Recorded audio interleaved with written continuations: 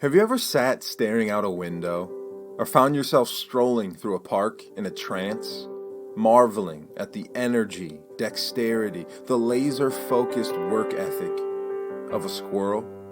Have you ever watched a beady-eyed squirrel meticulously clean and then bury an acorn and thought to yourself, "What do you have to teach me about life, you strange little creature?" If so, this is the episode you've been waiting for. If not, you're already here. You might as well stick around. You is a very fluid concept right now. It's culture and film and art. It's music and interesting books. It's conversations and eavesdroppings. It's the impact of friends and complete strangers. The stuff that gets into the cracks of your life and makes you who you are. It's an attention collection. You already have one. The question is, how are you using it?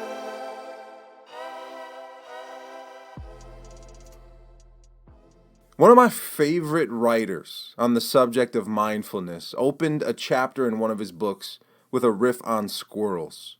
He says, "I used to be amazed at their ability to bury acorns in my lawn in the fall, remember where they had stashed them, and then return in the winter. Then one day my wife read that they don't remember. They just dig at random until they get lucky." Listen, I'm not going to lie to you. This paragraph drained a little bit of the magic from squirrels for me. This whole time I thought they had this elaborate system, but no. According to this author, they're just scratching around like nut fiends hoping for a fix. But it turns out this guy was wrong. According to a number of studies, way more studies than I would have assumed people did on squirrels, the process isn't accidental at all. Apparently, they use a kind of spatial memory to relocate their stash. Research from Hokkaido University in Japan suggests that squirrels use landmarks. They recognize trees and they gauge the distance between themselves, the tree, and their own nests. Okay, before we go any further, I want to promise you this whole thing isn't about squirrels. But can we just take a moment to celebrate my restored respect for the species? I'm sorry I ever doubted you, squirrels. But I think as winter approaches, darkness is setting in earlier and earlier here in the States, it would be helpful to draw some inspiration from their process. You have to ask yourself a question you probably never would have assumed you'd ask yourself. What can we learn from squirrels and buried nuts? This year for Thanksgiving, my wife and I started a couple new traditions with the kids. One of them, since it was just the 5 of us this year, thanks Rona, was just to stop pretending turkey should be the centerpiece of a meal. We don't have time to debate this, so I'll just make my case and move on. Turkey is not good. Hence gravy. Hence the 3-week brine and 10 ways not to make a bone-dry turkey videos. You shouldn't have to take a master class to cook a turkey. Turkey is for next day sandwiches. That's it. Nothing more. So we had crab legs instead. But anyhow, we're getting off track because then I'm going to start talking about crab legs. The other tradition was that we introduced the kids to Home Alone 1 and 2. We hyped the film up days in advance. We laid out snacks when time came, and we pressed play. And I spent most of the time watching their faces. I was watching the corners of their mouths turn up in preparation for laughter. The gasps, the raised eyebrows, the few times they looked over with that, "Is it okay for kids to say that?" look on each of their faces.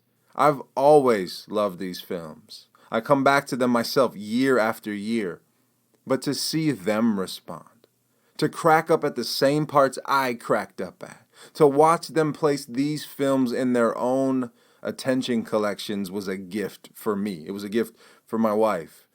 A tradition was born, and I think we'll return to it year after year going forward. But here's what we won't do. We're not going to return to these films every month like we do everything else on Disney+. As good as they are, we're going to intentionally store them up for a specific season because they'll give us something to look forward to. It's like a treasure to dig back up on a cold, snowy day.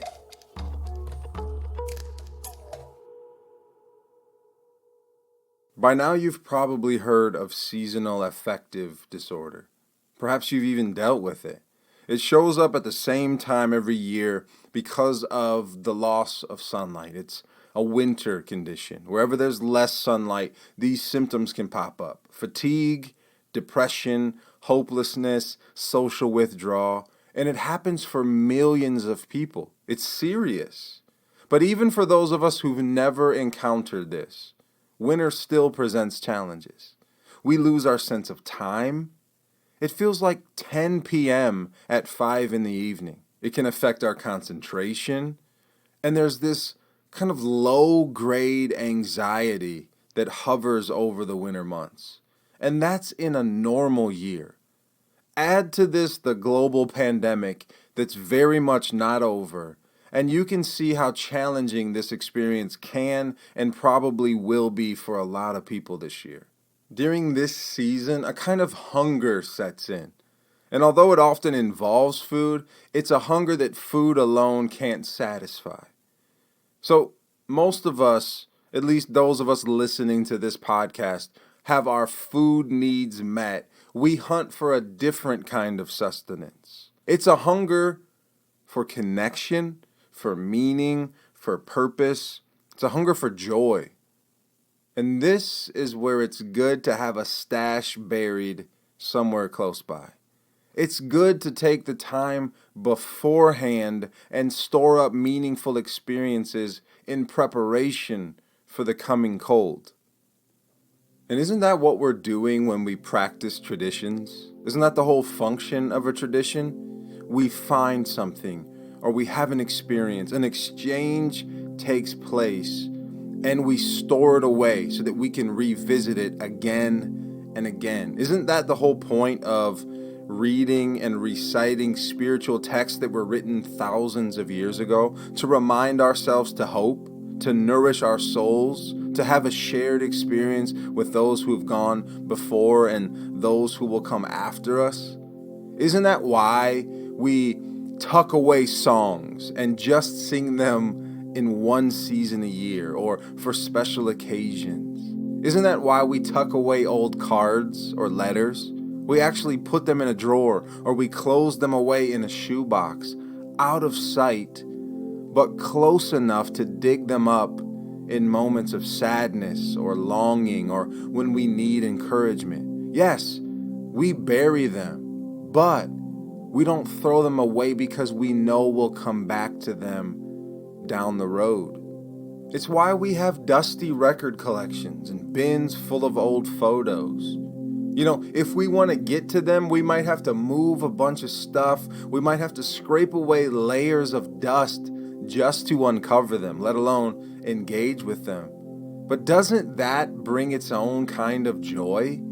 It's the excitement of rediscovering something that gave you life, having to peel away the layers just to get to it. That's part of the process.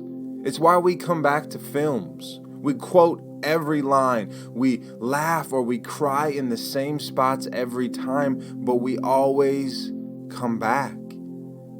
It's why in certain seasons of life, or when we're in a certain mood, we pull that book off the shelf, the one we've read 100 times before, because we want to reunite with characters or concepts. It's like we're attending a family reunion every time we come back to it.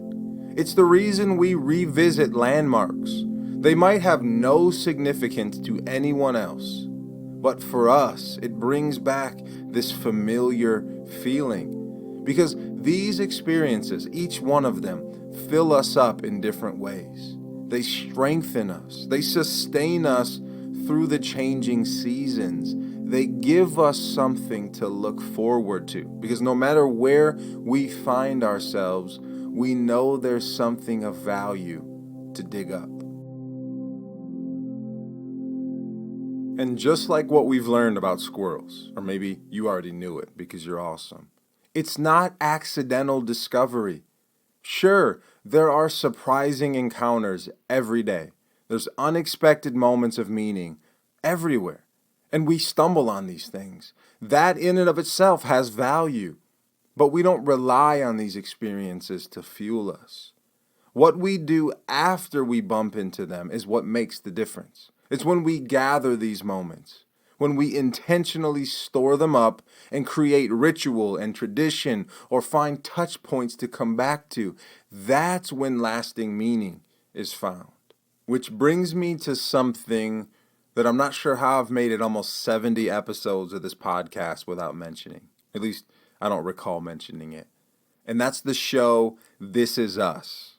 Now, depending on who you are, when you heard those words, you either rolled your eyes or your eyes filled up with tears and you're already looking for a Kleenex. I'm with you. So early on in the show, there's this episode that centers around Thanksgiving. The Pearson family's Thanksgiving is blown up. They're stranded on the side of the road. They're forced to spend the night in this sketchy motel. And there's not a grocery store, there's not a restaurant nearby, so they can't even scrape together a proper meal. And so everyone's frustrated, they're all disconnected. That is until Jack Pearson steps in to save the day, right? He raids the gas station across the street, and he comes back with nothing but cold hot dogs, Kraft singles, and saltines. And he borrows this pilgrim hat from the creepy guy running the place. And he busts into the family's motel room. And he throws together a picnic on the floor. He tells ridiculous stories with the stupid hat on. And Kraft cheese, hot dogs, and crackers somehow manages to rescue the evening. Now listen, no one in the family would have chosen that night. But the experience brought them together and a tradition was formed. And so every year, even long after Jack Pearson passed away, the Pearsons recreated that meal. They included it right alongside the official Thanksgiving dinner. And so this random cheese, cracker, hot dog concoction nourishes this family in a way that nothing else on the table ever could. Because it comes from a deeper place. It's something that has to be uncovered and revisited. And that experience fills it with so much meaning. Now, I realize it's just a show, and I've spent way too much time talking about squirrels, but I think this idea has something for all of us. I think it's something that we need, perhaps now more than ever, because we each have these moments hidden for safekeeping all around us. And perhaps, depending on where you are in life right now, you might have trouble remembering where they are. But once you uncover one, you'll probably remember where more are hidden. So which traditions have you lost sight of? Which ones do you need to reclaim? Or which traditions can you create right now for yourself, for your family, or for your community? Where are the reminders that you have hidden? The words of encouragement, the things that bring you joy that will help sustain you through this season. Because winter is here in every sense of the word. So now is the time to revisit the music that fills you up, to scrape the dirt off the life-giving words that you already have buried within. I don't care if you find them in a sacred text or a comedy special, Shakespeare or Chappelle, it doesn't matter. It's time to dig them up again.